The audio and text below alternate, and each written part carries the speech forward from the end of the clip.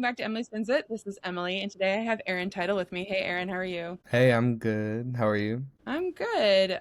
You are a producer, writer, and DJ based out of Brooklyn, right? Mm-hmm. Great. And so you like to use synth-driven bass lines, drums, cathartic melodies. How do you make this music? What software do you use? I use Logic to make all my music. Did you teach yourself, or was there like, Yeah, I guess I'm technically like a self-taught producer. I was fortunate enough, I went to Berklee College of Music, so I was super immersed oh, in music during my college time. yeah. I actually majored in songwriting there. So while I was like taking my songwriting courses, I was kind of like up in my dorm room, like teaching myself how to produce. Yeah, I just like kind of self-taught on Logic and just kind of went from there and kept going and then suddenly people started calling me a producer. So then I was like, okay. Okay.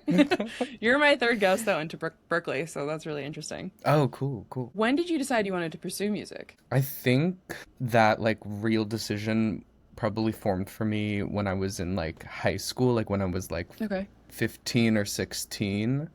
I kind of grew up with music always. I grew up in a super musical household. My Yeah. mom is actually a jazz singer around the DC Oh, wow. area where I'm from. So my parents were super supportive of like me and my family like getting into music from a young age. And I started off more in like musical theater stuff actually and kind of doing Yeah. the drama and the theater stuff that all young queer kids kind Yeah. of get into.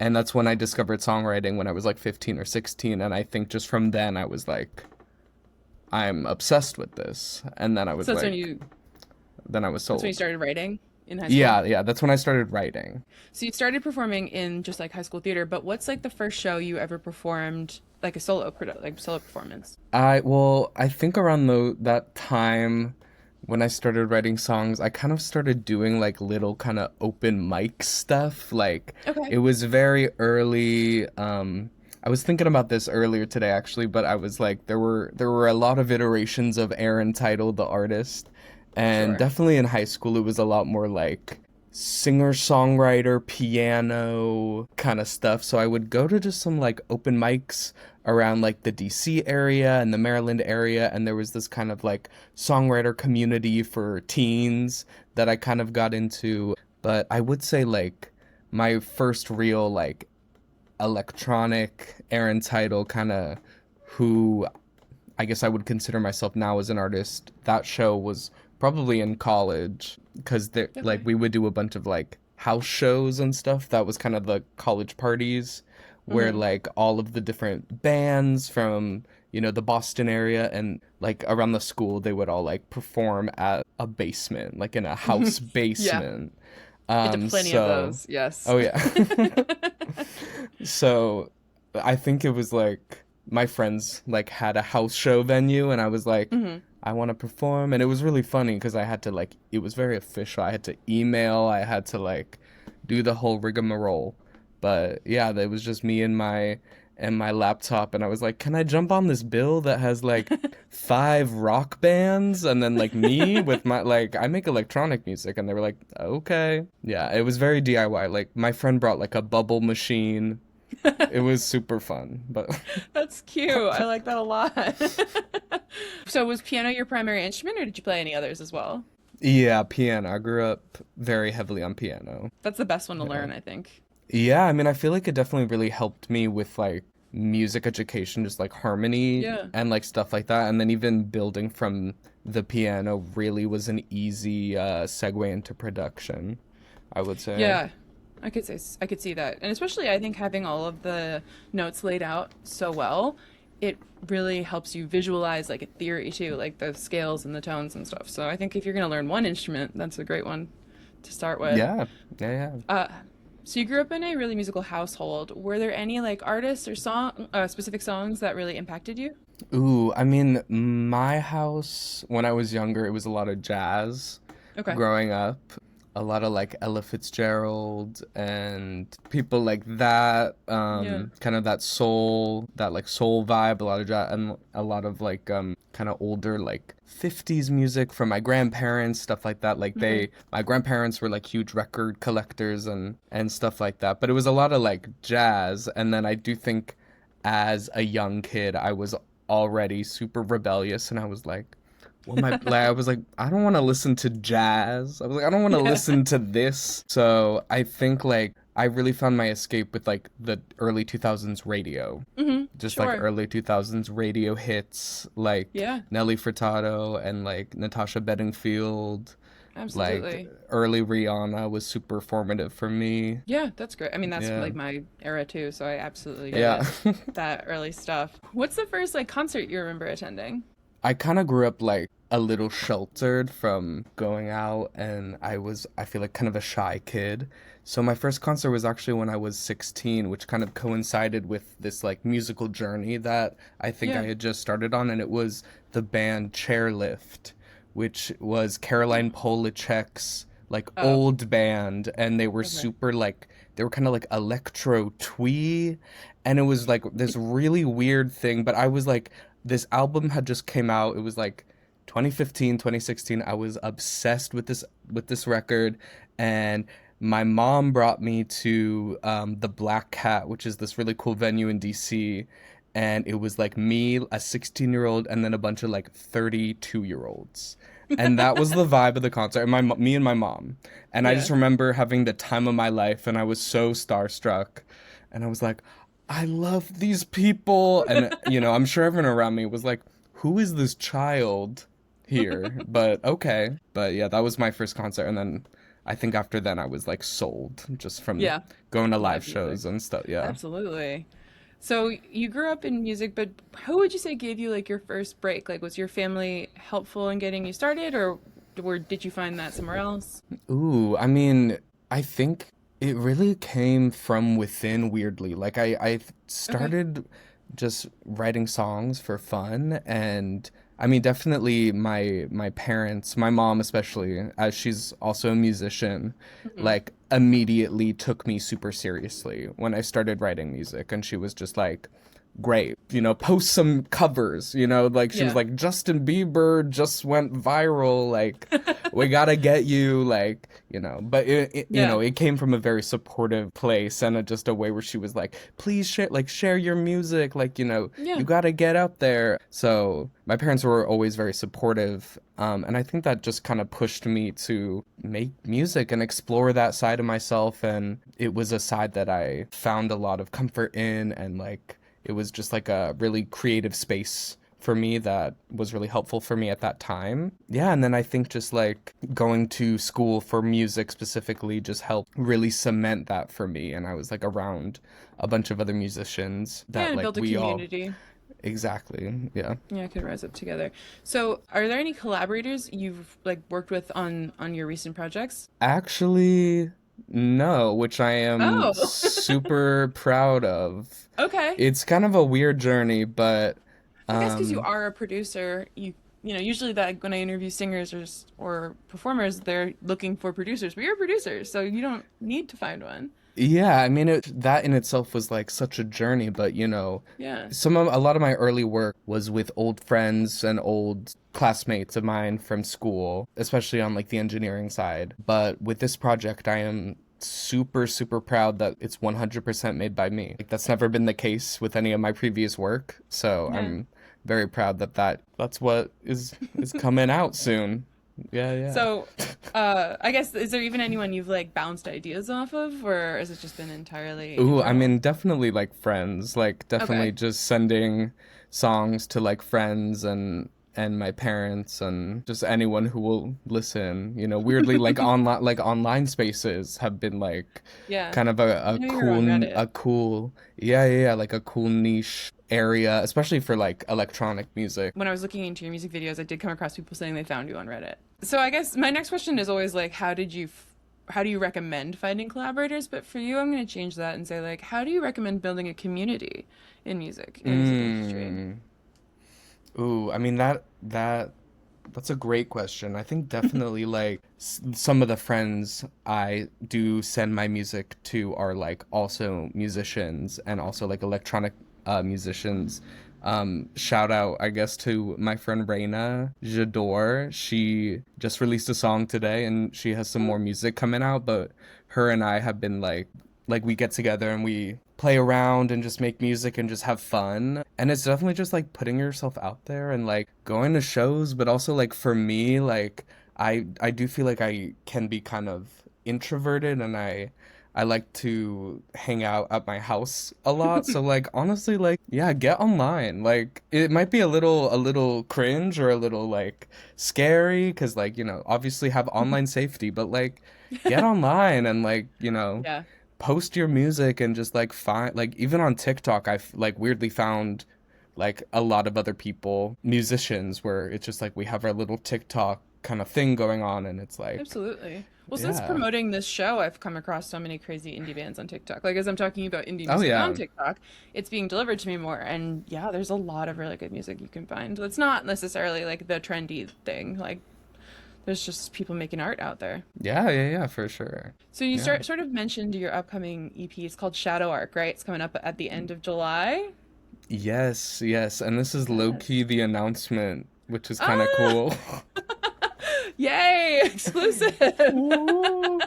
Yeah, no, I've been Very like, yeah. exciting. Yeah, I am super pumped. It's coming July 31st Yep. and yeah, like I said before, all of these songs written and produced by myself and also I Yeah. engineered them, mixed and mastered myself, which that's super cool to do and I just kind of did it for fun. So it's I not your guess I could talk about it a little bit. Yeah, if you don't Oh, mind, yeah, you yeah, could. yeah. What's the Uh, journey? What's the process? yeah, Where's the so inspiration? yes, all of the questions, all of them. Yeah, so I actually started the last song that's gonna be on the EP is actually my oldest song. Okay. I produced and wrote that in 2023, so Mm-hmm. almost like 3 whole years ago. I think it was like late 2023 when I made it. But that song weirdly set in motion kind of this entire EP and it really kind of I see that song as like the first song that really cemented my current sound, which I Okay. think is a lot more electronic and a little bit more influenced by like techno music and just like heavier dance music in Hmm. general, while still keeping true to kind of that songwriter that like still lives within me with and I love a good pop song, I love a good pop hook. So like it's kind of that sound and I feel like 2023 that song which is called Retrograde Okay. really So, set me down on the path of the sound. The other songs I made this year, and I was kind of in like, I had just released this track Prime actually a year ago, and I was kind yeah. of in like a creative rut a little bit, and I kind of was like, I don't know what I want my next move to be. Like, I just released that song. And I was kind of like coming back into putting out music because I kind of took like 2 years off, like putting out music and playing shows and stuff. So I was just kind of like coming back into it and I was like, I have all these songs because even though I had like a time off moment, I Yeah. was like still making music, but I was like, ah, For I you. was like, exactly, Yeah. exactly. Yeah, yeah, yeah. I was like relearning to like re-falling in love with like just making music again. Sure. And then earlier this year, I just kind of was like, let me just bite the bullet and just like put out an Yeah. EP. Like, why not? Like, I was Hmm. just like, let me just give myself like a project and give myself a deadline A and just deadline. like Yeah. go for it and just like try and like see what happens and Yeah. Push see what I yourself. can exactly, yeah, like see what I can make. So it was weird like once I had the idea for the EP, I was like, well, now I need songs for the EP. Yes. And so Typically. yeah. And I was like, okay, but it was really strange. I have two other EPs out Yeah. and in the past I had like all the music first and then I was like, Okay. oh, like I can package this as an EP. But with this time I was like, it was the EP thing first, and then I was like, okay, now I need the music. Then I just kind of like started writing really hard. This was in like fall, technically, of last year, I think, when I started. And between the months of like September, October, November, I just like wrote and like produced and made so much music in the span of a very short amount of time. And I was like, great, I have so much music now. Okay. And then I was kind of going through all the music I had, and I was like, what do I want this EP to kind of be? Right. What do you want it to like, say? okay, I was like, I know I want an EP. Yeah. We have music. And so then I ended up picking, like, I had 3 songs, and I was like, these are my favorite songs. These are going on the EP. And these 3 songs were all kind of about my wanting of, like, this dream. Okay. Like, I was really, like, aching, and I was kind of, like, it felt like I was on the precipice of, like, oh, I really want to, like, achieve my goals. And, you know, it was just kind of, like, this weird in-between thing where I was just, like, really aching it and, like, craving, like, to achieve my goals. And that's kind of what those 3 songs ended up being about, kind of from different perspectives. And, you know, of course, different emotions that come up with that. And then I was looking for a 4th song, and I was like, what would be perfect is actually if I went back. I ended up adding Retrograde to the EP, and I feel like it kind of as a box set, as like an EP of 4 songs, it's just kind of like this time capsule of just like, this is me now, and this is my current sound. It's all just kind of about like wanting, just that feeling of like wanting, and that can be, you know, for me it was very specific and very personal, but that can, to me, it's such like a nuanced emotion, just like the openness of just wanting something. Absolutely. It's nebulous. Yeah. Visually, I guess I was like, how do I want to describe this EP? I was like doing a lot of like wordplay stuff. Like a weird trick I have is I truly go on like dictionary.com and I just type in like shadow or, you know, what, like moon.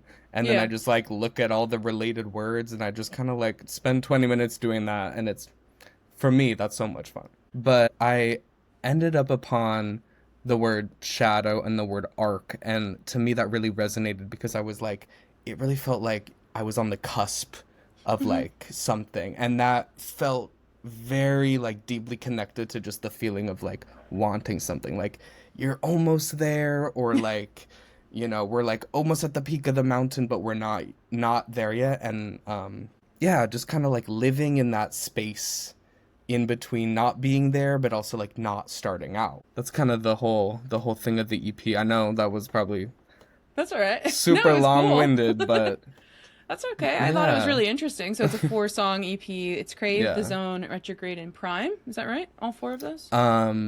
Crave, The Zone, Retrograde, and A Light, which is actually another unreleased track, and that's coming out in July before the EP drops. Okay. So that will be the next song. Okay, cool. Yeah. So you said this is your 3rd EP. Have you noticed growth in the way you write and produce in these 3? I know you said that this is capturing a new sound, but then have you also felt like the techniques you use to create have changed over the years? Totally, yeah. I mean, I think my first EP was really me learning the ropes. It's I like to call it my baby EP, Haze from 2020. Haze. And it was really me like freshly taught myself production. I was just like not knowing what I was doing. That EP is not mixed, not mastered.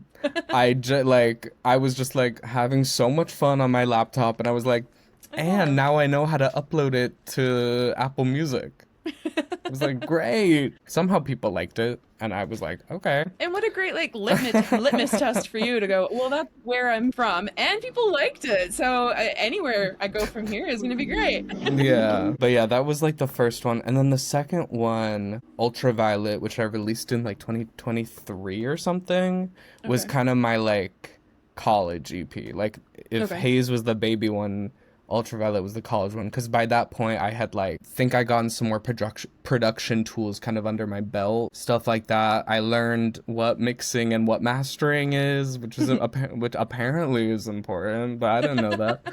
But I like had a mixing engineer, I had a mastering engineer. I also was still in school at the time, so I felt like my songwriting chops were like super sharp. That was like a really fun EP for me to make because I did feel like I kind of explored kind of that pop side more, but I weirdly found with one of my tracks, which is called Midnight Sun, I saw that. which, you know, I wasn't trying to come for Zara Larson. I didn't No, know. yours did come At the time, I first. didn't know. I'm So, pretty sure yours was there before hers. So if anything, Sarah Larson has copied you. right, exactly. That was the last song on that EP. I really wanted to make a long song because I think at the time in like 2022, like the short, like 2 minute kind of stuff that was really trending. And, you know, I like the rest of my songs were pretty short. And I was kind of in that mindset of like, okay, it has to be like 2 minutes. And then I rebelled against myself and I was like, no, let me make a 5 minute song where I just kind of like play around with production a little bit more. There's like so many more things that I haven't explored within Logic, within just production in general. Like just playing with different sounds and different textures and like importing like a weird like rain sound in the background that I like downloaded online or something like that. Yeah. And it was like a 4.5 minute song and I put it out and like people really liked that one. I think afterwards I was like, oh, like this kind of is showing me that I can do whatever I want. Like I can I kind of just have don't fun. Yeah. yeah, exactly. It was like, oh, like my songs where I'm being creative and having fun, like they resonate with some people or like Yeah. people like them and you know, I liked it. It was also my favorite at the time. And like that's the most important thing, I think. Yeah, yes, you love it if other people love it, but it's nice when you love it and you're really proud of Yeah. it. Oh yeah, totally. The two songs you brought for us today are Crave in the Zone. So Crave came out in June, right? Or May. Yeah, Crave came out May Okay.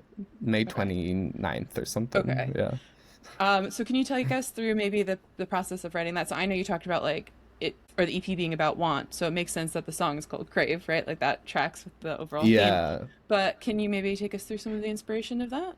Yeah, so I was listening to a lot of Rochelle Jordan. Her album had like Okay. just come out. A lot of that kind of more clubby, like electronic vibe. A lot of Nina Geraci was in my ear. I made this last summer Okay. and I was like, let me just have fun with samples. And that was something that I didn't really try before. And I found this really cool, like kind of house synth stabby sample and I just kind of played around with it and I started making the drums for it and I was like my drum beats are like always so simple. It's always like four on the floor, clap on two and like I was like let me switch it up and I just like randomly kind of on accident made these like weird drum patterns that I will say do sound pretty simple, but it kind of like the break in the tempo was kind of different for me. Then I like had this super dancey track and I was like, whoa, okay, like, because I feel like a lot of my music is usually quite chill. But this one was super upbeat, super dancey, but it still had that kind of synth vibe that I really like. I mean, my process is I make the track first and then I write over that. I was gonna ask about that Yeah, actually, yeah, so there yeah. you go. Okay. And then I like kind of go in blind. I am not someone who really plans out what I'm gonna write about. Hmm. I always like to just let it happen. And Let I the song tell usually you. Yeah. exactly, yeah, yeah. And I also always do like melody first usually. Okay. So I just kind of started like singing melodies and words kind of came to me. I think like once I got kind of like the first verse, I was like, oh, like, okay, like this is what I want to write about, which is Crave specifically was more about like at the time I was feeling kind of down because I had just released music, aka Prime, and you know, nothing really happened with that. And I was like, wow, I like I'm kind of down right now, but like isn't it crazy that I am still going? Like I'm still Mm. making music and I still want to Yeah. release it. That's kind of exactly what Crave is about. It's just like continuing to keep going and like keep going after your dreams, even if like maybe you tried and you've tried many, many times and it hasn't worked out yet. But Like you a just gotta keep perseverance. going. Yeah. Yeah.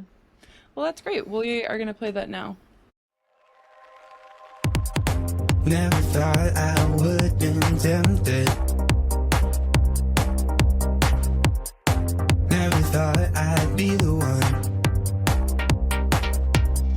So I took it down, took it to my own direction. Talk about they don't give you no permission. Holding up our each other midnight. And we never be mine. Oh, keep it on, oh, right away. Holding up our each other midnight. And we never be mine. Oh, keep it on, oh, right away. All right, welcome back. So the next song you brought for us is your most recent song, "The Zone." It came out a few days ago, right? The 26th. Yes. Awesome. So do you want to take us through this one now too? The Zone, this one I was listening to Stateside by Pink Panthers, but the Sure. original version when it had just came out. But I also love the Zara. Okay, Zara Larson is suddenly a huge part of this interview, This interview.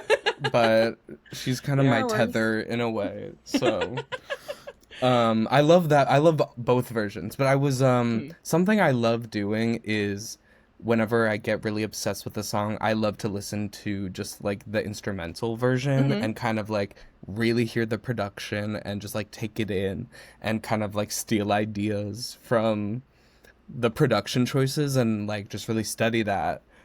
So I was listening to Stateside, and I think the Dare produced that, and he's a very cool producer. I noticed that they did this really cool kind of like offbeat bass line, and I was like, why have I never thought of that? Because it like just the way that the bass line really interacted with the drums really made that like groove hit a lot harder.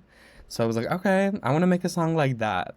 So then I started producing, and I kind of did a similar like beat pattern for the bass line, but you know, Okay. chose a different melody and chose different harmonies and stuff like that. And similar, like I just kind of got into my usual production flow, where if I get a bass line, then right after I immediately start producing the drums. And I was like, okay, I was like really feeling this one. And then I was just kind of like, I just kind of want to make a song that's just kind of like vibes. Sure. Like I was like, I felt like Crave was like really earnest and super just like diary entry like and just kind of like, this is how I'm feeling right now. But then The Zone came and I was like, I just want to make like a dance song, like a Yeah. fun kind of like off-kilter dance song. Yeah, and it's so like that one just kind of ended up being about just like feeling yourself and Absolutely. like kind of Having in fun. the yeah, just kind of like in that area of like when you really want something, you're just kind of like, I really want it and I'm gonna get it, and you're just like you're just Absolutely. feeling yourself. So that's The Zone. You're Great. really in the zone. Yeah. We're gonna put that one on now. It's so good and it's so wild on a new day. Present this the side on a new day. Hold my tongue and hold my sight. You're in that zone tonight. Hold my tongue and hold my sight. You're in that zone. I break it off, I break it in.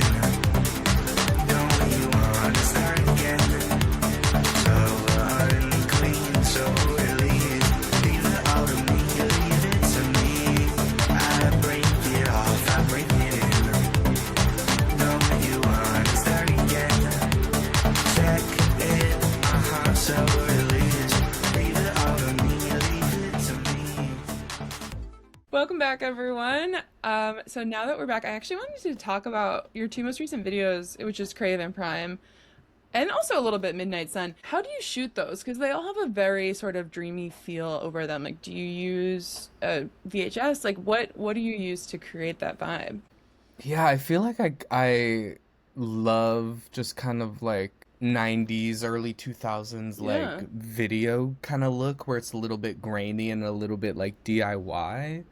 Okay. For Crave, I have a digital camera that I bought, and it's like a 2007 digital camera that I bought, and it really came out of like a DIY kind of thing. So I was like, I really want to make a video, and I got my incredibly talented drag queen friend, Miss Yes. Woman the Woman, Incredible drag name, by the who, way. Amazing. yes, who she is amazing and Yeah. such a performer. And I just had this kooky idea, and I was like, I was like, I know my song isn't super like drag vibes, but like, what if I got a drag queen to lip sync my song because I don't really want to be in this music video, and I also like don't have money to pay anyone to film me. And I have this digital camera. And then it just turned out amazing, and I was like, okay, this is exactly the vibe I wanted. Something about like But her look and then the digital camera vibe gives it such a like 90s club kid specific look. It's really fun. I really enjoyed it. And I love her wig. yay. Her wig is I crazy. know. Yeah, no, I know. She also like makes all of her own costumes. She is Oh so wow. talented. It's crazy.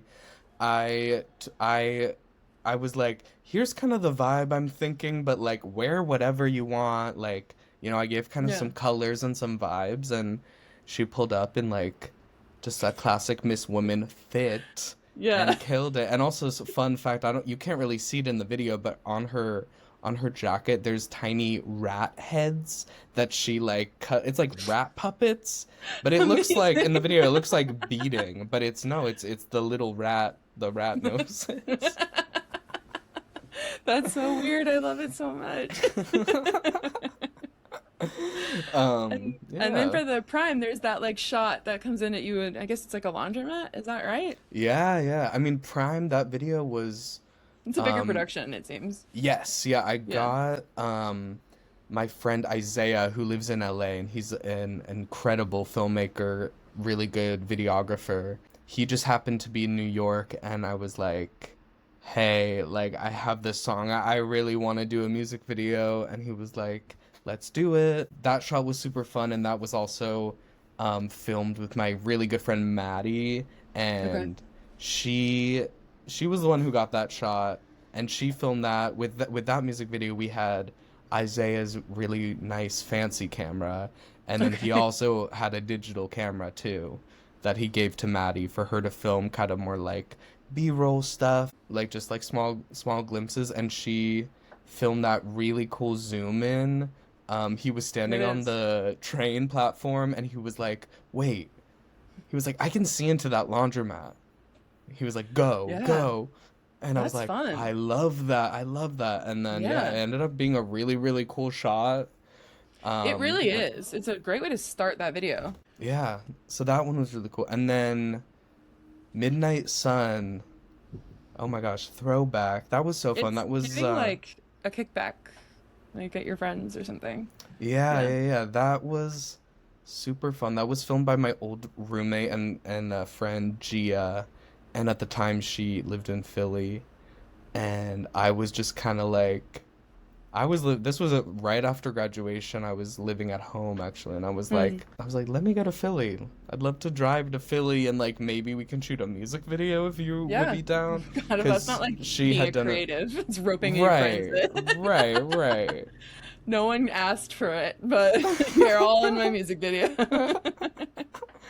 And yeah, because she had filmed like a few of my other friends' bands' music videos. So I was Mhm. like, hey. And yeah, that was filmed on a camcorder, and we just kind of walked around Philly and like went to her friends had like a potluck. And she like Cute. I didn't even know, but she was like filming at the potluck. I think my visual world in my music videos, the vibe I come to it with is just like, I want this to be super chill, like I Yeah. don't want it to be super stressful at all. I want it to not be a complicated production. Like, I like kind of that more DIY vibe in general, and just like, Yeah. I want us to just kind of like walk around, have fun, film things we think look cool, and have it be super low pressure. And then it always ends up looking super cool and being super fun. So Yeah, that's you can great. tell it's got, yeah, like a bit of, like you said, that raw, personal, not hyper polished, but in a way that feels real, which is fun. Yeah. Yeah, I like it. Cool. Thank you. What has been your most memorable onstage performance? That one is kind of hard because I feel like I do feel Sure. like usually when I'm on stage, I kind of like it's like I black out and I'm like, but I Yes, I know think, exactly. That's how I feel about some of these interviews sometimes. I'm like, I just show up and ask questions. Yes, I know exactly what you're talking about. but like so far I've been kind of getting back into performing live, and actually most recently I had a performance to two people, and that was like super fun. Like it was so random because it's like Yeah, I feel like I was really used to, especially in college, performing at these house shows to like 50 to 100 people I didn't yeah, know. And like that was amazing. And like always feeling that energy is like super fun and super cool. But I like weirdly found this like peace and this like solace in just it was me and these two people, and then afterward yeah, they came up to me and they were like, that was so fun, and we kind of had to have we like got to have like a personal moment to connect. yeah, And like that's my favorite thing of shows in general, from any show, is just like afterwards talking to someone I don't know, and they, hopefully they're like, I enjoyed that so much, and like then we just get to connect over music and over just like being at that event together. that's cool. Yeah, that's true because it's very intimate then. It's a deeper Yeah. impression both ways. Okay, I like that. We have three more questions and then a little game. Oh, So fun. it's like silly and not hard, I but love a game. the next question is, how have you cultivated your fan base over the years? Like I feel like weirdly I don't even really know. Like Okay. I I think just like through putting out music, and I feel like cultivating a fan base is really goes hand in hand with just like building a community. And so Yeah. it's just like, the people at my shows are like friends and stuff like that. But even just like online, like I'm really trying the TikTok thing. I'm really trying the Reels thing, trying to break in there. But like even just like I think I was talking about this earlier, but like yeah, like niche places like Reddit and like Twitch and like kind of these more niche places, you can really meet a lot of people and a lot of like electronic music fans and just music fans in general. Yeah, and have conversations and really build a relationship with them. Yeah. Exactly. Yeah, yeah. Our next question is, what advice do you have for artists trying to break through the noise?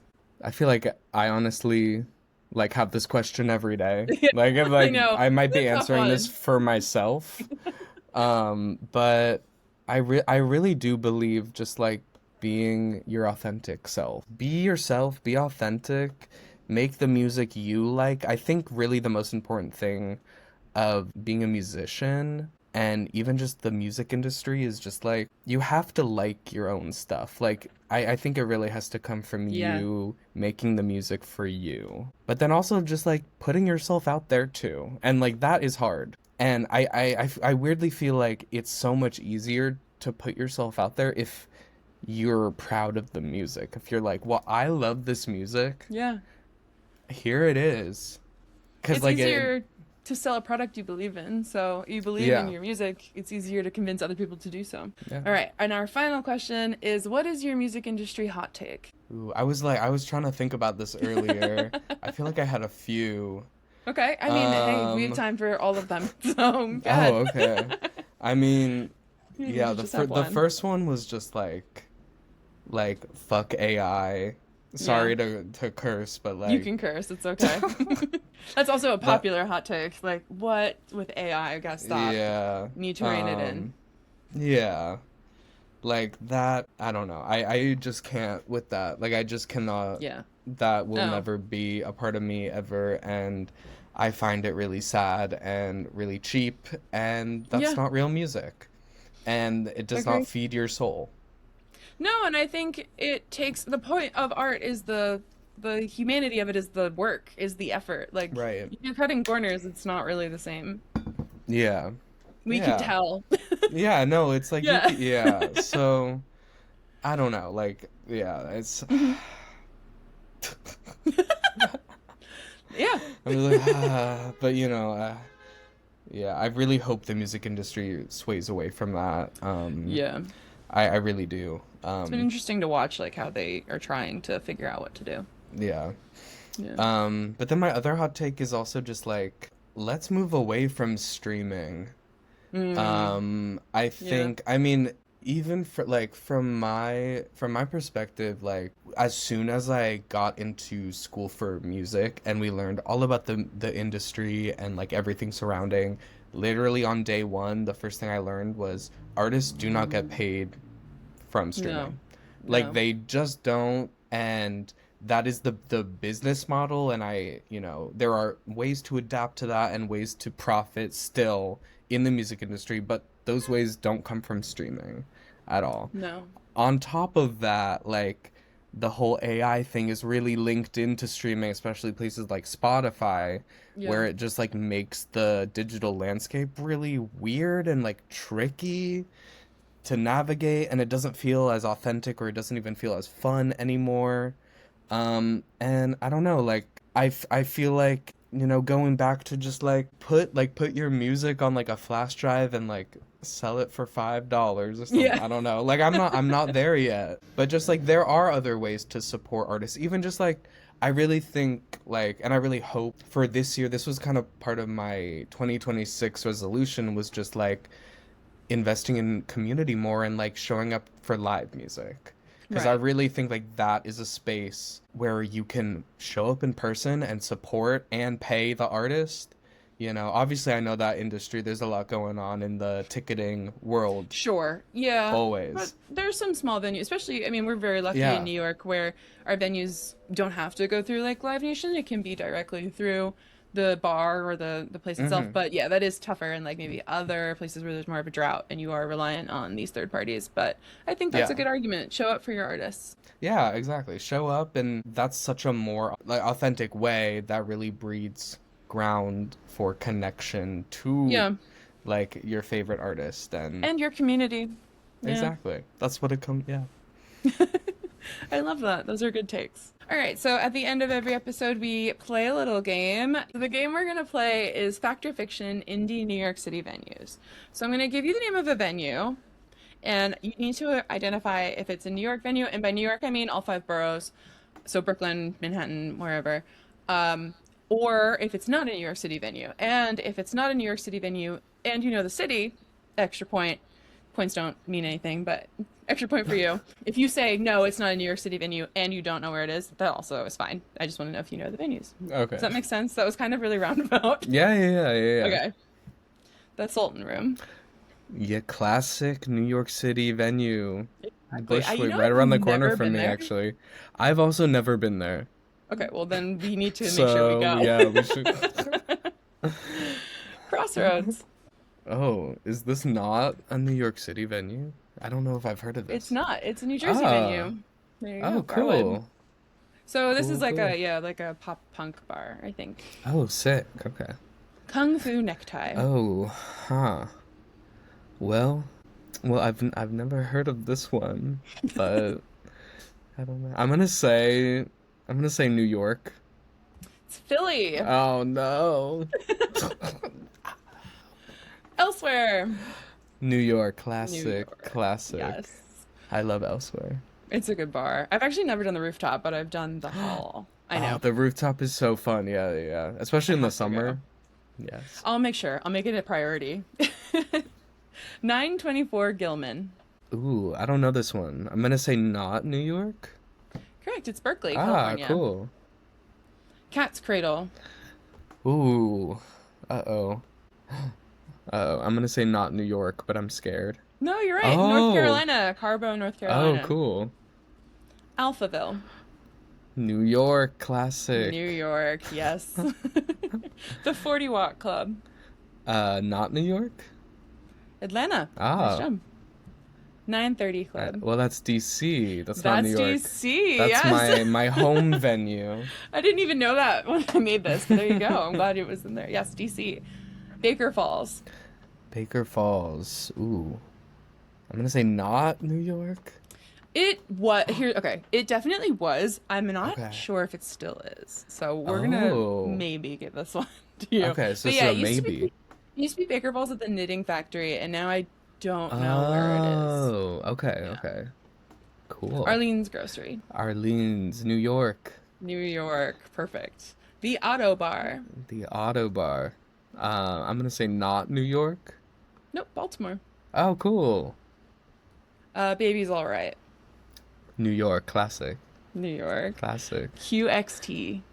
I'm gonna say not New York. Yeah, Newark, New Jersey. Oh, cool. Joe's Pub. Joe's Pub. That's New York. Mm-hmm. Right? Yep. Okay. And that's it. So you did really well. Oh, Nice wow. job. Okay. I surprised myself, actually. No, you did excellent. Good job. All right, Erin. Well, before we go, do you have any? So the album's coming out the 31st. You have 2 singles out already. What else is going on for you in the next couple months? Yeah. So yeah, I have Shadow Arc EP July 31st, A Light. The next single from the EP is coming out before then in July. I have a show at Wonderville July next week. I don't remember the dates right now. July Okay. 9th, I think. July 9th. And I have a DJ set in Bushwick also in July coming up. Okay.